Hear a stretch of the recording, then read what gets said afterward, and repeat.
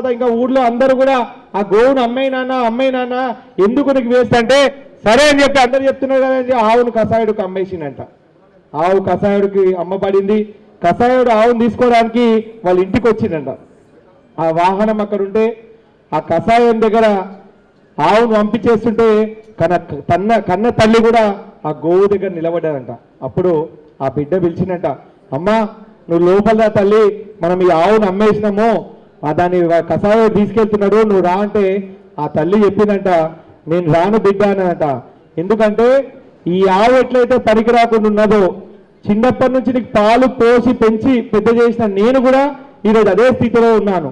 ఆ ఆవు పాలు తాగి పెరిగినావు, ఆవుతో పెద్దగైనావు, ఆవులతో కలిసి నువ్వు ఇంత వాడివయ్యావు. నేను కూడా నిన్ను కన్నాను, పాలిచ్చాను, పోషించాను. ఇప్పుడు నేను కూడా ముసల్దాన్ని అయిపోయాను, నేను కూడా దేనికి పనికి రాకుంటున్నాను, నన్ను కూడా ఈ కషాయ వాడికి అమ్మాయని చెప్పి ఆ కన్న తల్లి చెప్పిందంట.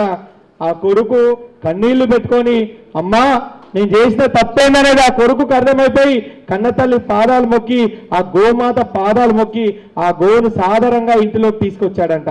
ఇది గోమాత మహత్యం. ఈరోజు ఈ గో మహత్యం తెలియక రైతులైనా, అదేవిధంగా ఎవరైనా సరే, రైతులైనా ఇంకెవరైనా సరే గో మహత్యం తెలియకనే దాని కషాయుడికి అమ్ముతున్నాడు. ఒక ఒట్టిపోయిన గోవు కూడా విజయరామ్ గారు చెప్తుంటారు, దాని పేడతోని 30 ఎకరాలు సాగు చేయొచ్చంట. ఆవు లేకపోతే మీరందరూ ఇక్కడికి వచ్చిన వాళ్ళు ఒకటే గుర్తుపెట్టుకోండి, మీ పిల్లల భవిష్యత్తు లేదు.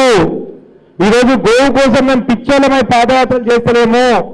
మన పిల్లలు బాగుండాలంటే మనం డబ్బులు సంపాదిస్తున్నాము, వాళ్ళ కడుపు నిండా తిండి పెడుతున్నాము, కానీ ఎక్కడ వాళ్ళకు ఇమ్యూనిటీ పవర్ లేదు. ఎందుకంటే తింటున్నదంతా విషాహారం కాబట్టి. ఎక్కడ భూమిలో సూక్ష్మ పోషకాలు లేవు. రామాయణ మహాభారత కాలం నుంచి ఈ భూమిపై మనం వ్యవసాయం చేస్తూ వచ్చాం. ఎక్కడ భూమిలో సూక్ష్మ పోషకాలు లేవు. కానీ రాబోయే 20 ఏళ్లలో ఈ భూమిపై ఒక్క పంట కూడా పండదు. ఈ ఆవు అనే దానికి ఒక మతం కాదు, ఒక పార్టీ కాదు. ఈ ఆవు ఏ పార్టీకి చెందింది కాదు, ఏ మతానికి చెందింది కాదు. అందుకే గోవును విశ్వమాతగా ప్రకటించారు. గావో విశ్వమాత అంటే గోవు విశ్వం మొత్తానికి తల్లి. ఆ గోవు లేకపోతే ఈ విశ్వమే నాశనం అవుతుంది, ఈ పర్యావరణం నాశనం అవుతుంది, ఈ భూమి నాశనం అవుతుంది.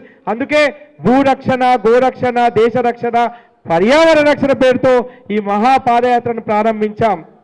దయచేసి మీ బాధ్యత, మీరు బతుకుతున్నారు. మనకి 50 ఏళ్ళు 60 ఏళ్ళు వచ్చిన వాళ్ళు కూడా ఇక్కడ ఉన్నారు. మన బతుకులు ఎట్లా అయిపోయి రేపు మీ పిల్లల లైఫ్ స్పాన్ దెబ్బతింటుంది.